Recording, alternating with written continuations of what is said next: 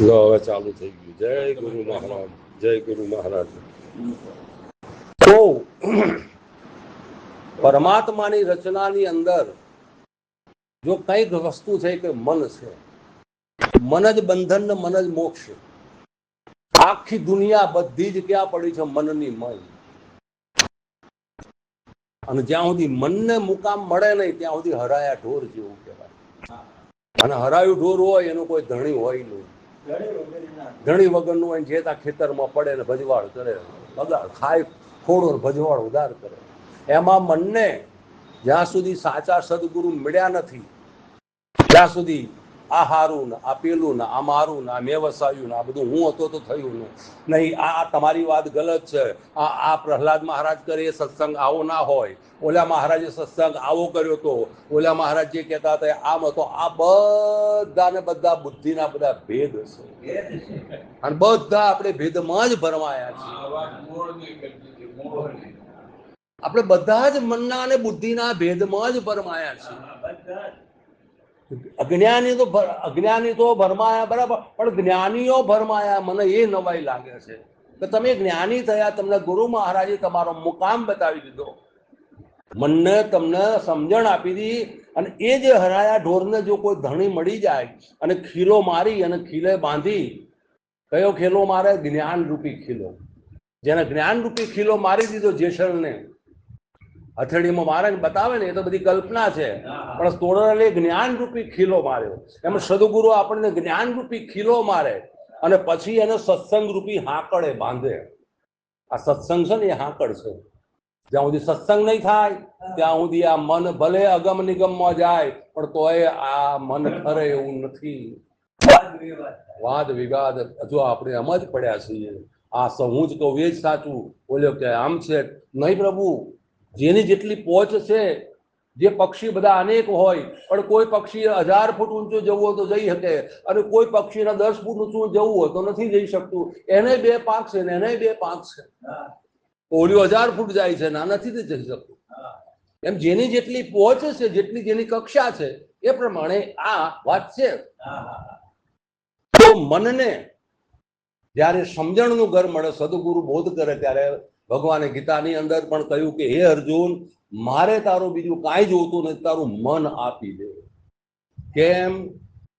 આ બધું તને દેખાય છે ને તે બધું ભર્યું છે ને, મારા મામા ને મારા ગુરુ ને મારા દાદા ને મારા ભાઈઓ ને મારા ફલાણા ને, આ બધા મરી ગયેલા છે. તારે તો ખાલી નિમિત્ત બનવાનું છે.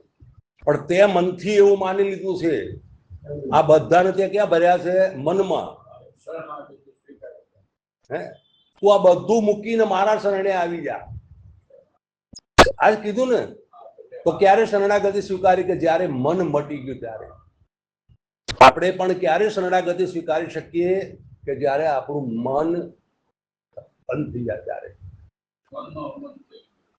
અને જ્યારે મન અમન થઈ ગયું, મન નિગ્રહ થઈ ગયું, ત્યારે અર્જુને પછી હથિયાર કીધું કે હવે ભગવાન મારી બુદ્ધિ કામ કરતી નથી. અને જ્યારે આપણી બુદ્ધિ કામ નહીં કરે ત્યારે અંતરમાં શુદ્ધિ પ્રગટ થશે. અને શુદ્ધિ પ્રગટ થશે તો તમારે કાંઈ નહીં કરવું પડે અને આપોઆપ સહજમાં બધું થશે. આ અટલ નિયમ છે પ્રકૃતિનો.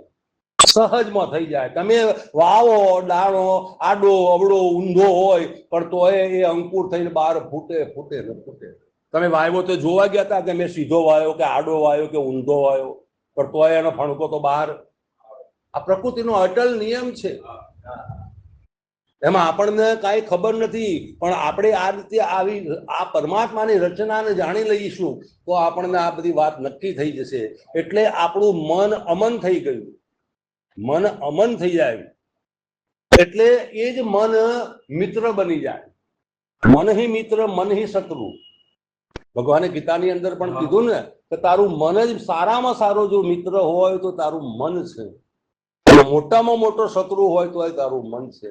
આ મન જો ખોટા રસ્તે જતું રહ્યું, પૂર્વના પાપ આડા આવી જાય તો આપણને દારૂ પીવા લઈ જાય, જુગાર રમવા લઈ જાય, વ્યભિચાર કરવા લઈ જાય. મન તો આનું આ જ. પણ આ જ મનના પૂર્વના પુણ્ય હોય તો આપણને અત્યારે સત્સંગ કરવાની આ તક મળી છે. આ સમય, આ સ્થિતિ, આ બધી લખેલી હોય. આ તમે ને હું તો માત્ર નિમિત્ત છીએ. કે આટલા વાગે મનુરામના ત્યાં આપણે આવવાનું છે અને આ સત્સંગ ભજનનો આ લાભ આપણે લેવાનો છે. આ એની મરજી સિવાય કાંઈ થતું નથી કે બીજું કાંઈ. તો જેવી રીતે તોરલને તો જશેલને ખીલો મારી દીધો અને સત્સંગ રૂપી હાકડે જ્યારે બંધાઈ ગયું આ મન, ત્યારે મન અમન થઈ જાય અને એ જ મન મિત્ર બની જાય અને એ જ મન પરમાત્માના ઘરની વાતો લાવે. એ જ મન છે, બીજું મન છે નહીં. તો મન ही देवता मन ही ईश्वर मन से बड़ा ना कोई, तोरा मन दर्पण दिखलावे, भले बुरे सारे कर्मों को देखे और दिखावे, तोरा मन दर्पण कहलावे. તારું મન દર્પણ જેવું છે અને જેનું મન દર્પણ જેવું થઈ ગયું હોય એને દર્પણની અંદર આપણને આપણા દર્શન થાય. આપણે દર્પણ આગળ ઉભા રહીએ તો આપણને આપણા દર્શન થાય કે હું ઉભો રહું તો મારા દર્શન થાય ને મને કઈ તમારા દર્શન થાય ના થાય. એમ જેમ આપણે જયારે આપણા અંતર્મુખ આપણી વૃત્તિઓ અંતર્મુખ થઈ જાય, ખૂબ ભજન થાય, ખૂબ સેવા થાય, ખૂબ સત્સંગ થાય, ખૂબ આપણી ધીરે ધીરે આપણી વૃત્તિઓ અંતર્મુખ થઈ જાય અને અંતર્મુખ થઈ જાય ત્યારે એ સુરતા બને અને એ સુરતા ના લગન જયારે સદગુરુ બોધ કરે ત્યારે સુરતા અને શબ્દને બેના વિવાહ થાય અને જયારે બે ના પરણી જાય ત્યારે ત્રીજી વસ્તુ પ્રાપ્ત થાય. નર અને નારી બે ના લગ્ન થાય તો જ બચ્ચું આવે, ન કે બચ્ચું આવે કે આવે. એમ સુરતા અને શબ્દ બેનાય લગ્ન થાય ત્યારે આપણી અંદર જ્ઞાન પ્રગટ થાય. એમને જ્ઞાન ગોખવાથી, વાંચવાથી, સાંભળવાથી, બહારથી લઈ આવવું, સાંભળેલું, આ બધું કેવું કહેવાય? પરોક્ષ જ્ઞાન. થોડીક વાર માટે તમારામાં અઠવાડિયા 15 દાડા મહિનો રહે અને પછી ભૂસાઈ જાય અને જે તમારા અંતરની અંદર જે સમાઈ ગયું એ જ્ઞાન આ શરીર પડી જાય તો આપણે હારે ને આ કમાણી આપણી જુઓ લઈને આવ્યા છીએ, અત્યારે કમાણી કરી રહ્યા છીએ અને કદાચ આ શરીરને છોડીને જવાનો સમય થશે તો અમારી આ કમાણી, અમારું આ જ્ઞાન અમારા હારે રહેવાનું. આ બધું છૂટી જવાનું. બહારનું ધન, વૈભવ, મિલકત જે કાંઈ છે એ કાંઈ હાથ આવવાનું નથી. પણ તમારી આ કરેલી કમાણી અપરોક્ષ છે અને કેવો અકર્તા ભાવે. આ તમે આવ્યા છો તો મને 5 કલાક અડધો કલાક બોલવાનું વાત કરી તો બોલવું તો પડે. એ હું નથી બોલતો, મારો સદગુરુ બોલાવે છે એની. અને મારો સદગુરુ માર પાયા સામે એના એ જ છે, પાછો બીજો નથી. બીજો છે એના એ અર્જુન એના એ છે, કૃષ્ણ એના એ છે. પણ ભગવાને એટલું જ કીધું કે મને ખબર છે ને તને ખબર નથી, બીજું કાંઈ નથી. એમાં કદાચ મારા ઘરમાં મેં મોટો ગુલાબ લગાવ્યો છે એટલે અજવાળું વધારે આવે છે અને તમે 0 નો નાખ્યો છે તો અજવાળું 0 નો આવે. કરંટ તો એનો એ જ છે. કરંટ કઈ જુદો છે? કરંટ તો એનો એ જ છે, પણ પાત્રતામાં ફેર છે. એમાં આપણા અંતસ્કરણની અંદર જન્મો જન્મની મલિનતાઓ પડેલી છે, કુસંસ્કારો પડેલા છે અને એને શુદ્ધ કરવા માટે જ્યાં સુધી દેશી મળે નહીં, આપણા દેશના દેશી મળવા જોઈએ. આ વાતને ઝીલવા વાળા હોવા જોઈએ. આ વાત કઈ ફેંકી દેવા જેવી નથી પ્રભુ. ગંગા સતીએ કીધું ને કે કપાત્રની આગળ વસ્તુ ન વાવીએ પાનબાઈ, અને આપણે સમજીને રહીએ ચૂપ. ભલે કરે ધનના ઢગલે ઢગલાનો હોય, ભલે ને મોટો ભૂખ હોય તો શું થઈ ગયું? કેમ કે એનું પાત્ર આવડું છે અને આપણી વાત આવડી મોટી છે.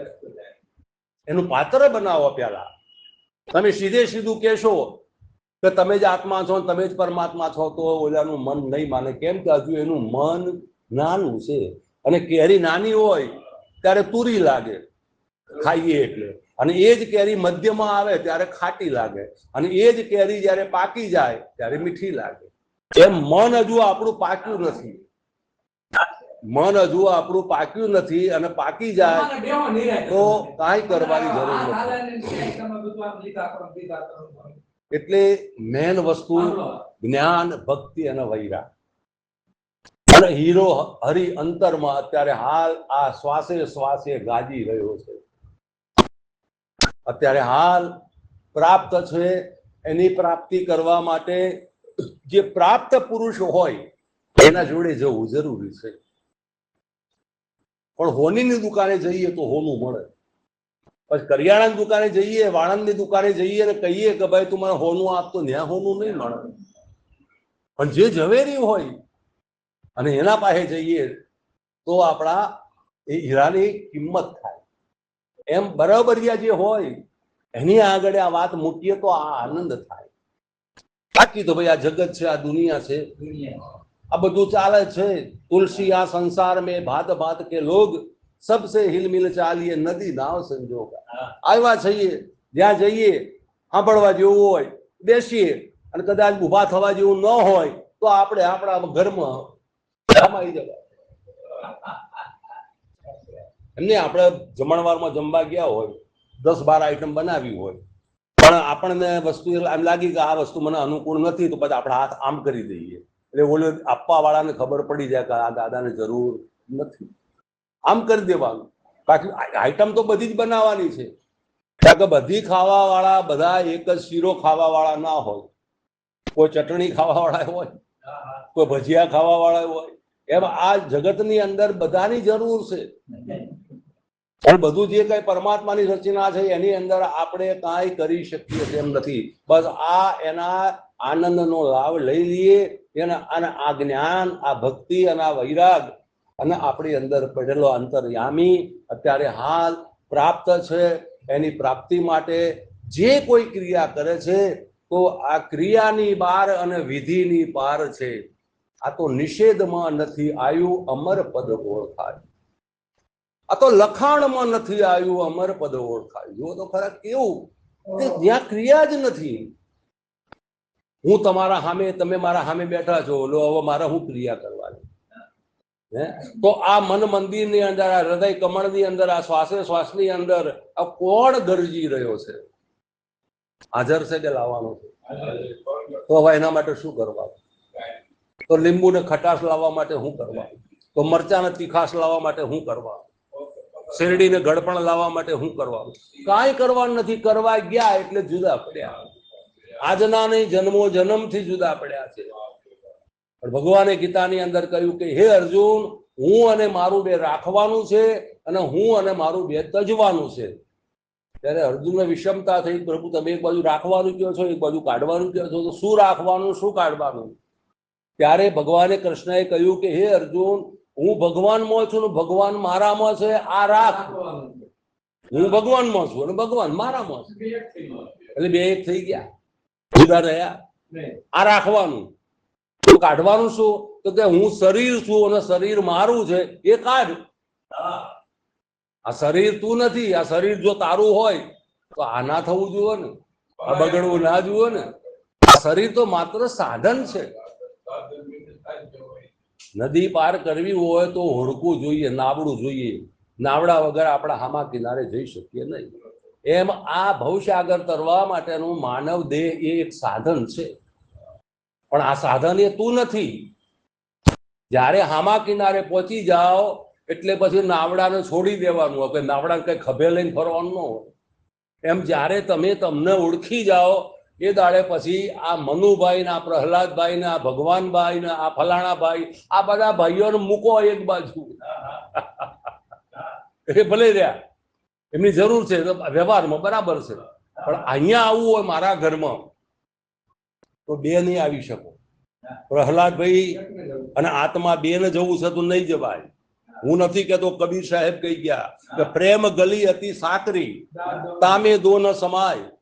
જબ કબીર થા તો હરી ન થા, જબ હરી હૈ તો હવે કબીર નહીં. એક થઈ ગયા. જે એક થઈ ગયા તો પોવારા, બીજો છે જ નહીં. અને જયારે એક બનશો તો એનું પ્રમાણ તમારી અંદર પાવર આવશે. પ્રભુ એનું પ્રમાણ તમને પાવર આવે. હજારો લાખો માણસ બેઠા હોય અને તમે સત્યની વાત કરતા હોય, તમને જરાય ભય જ ના હોય, ડર જ ના હોય. ભલામણ કોનો ડર હોય? કેમ કે બધાની અંદર તમને તમારા દર્શન થતા હોય. ભલે દાગીના જુદા જુદા હોય, કોઈ નાનો કોઈ મોટો, કોઈ જુદવા રૂપે બધા કોઈ નાના મોટા ઘાટ હોય, પણ બધા જ ઘાટની અંદર મને સોના સિવાય કાંઈ દેખાતું. જો સોનું બધાની અંદર એક જ છે કે જુદું? તારે કાનમાં બુટ્ટી પહેરી હોય અને એ બુટ્ટી એમ કે હે બંગડી, આ બંગડી એમ કે હે બુટ્ટી તારે મારું ધ્યાન ધરવાનું. કેમ? હું મોટી ને તું નાની. આપડે ને ભેદ. એટલે બુટ્ટી એમ કે ભાઈ બંગડી સાચું કહેતી હશે, બંગડી મોટી ને અને હું તો નાની કહેવાઉં. એટલે વળગાડે બધાને. પણ જો તત્વમાંથી કોઈ સદગુરુ મળી જાય તો સમજાવી દે કે દીકરા તારી અંદર જે સોનું છે એ જ સોનું બંગડીમાં છે. ભલે ઘાટ નાના મોટા હોય પણ અઘાટ પરમાત્મા તો બધાની અંદર એક એક ને. બોલો સદગુરુ ભગવાન કી.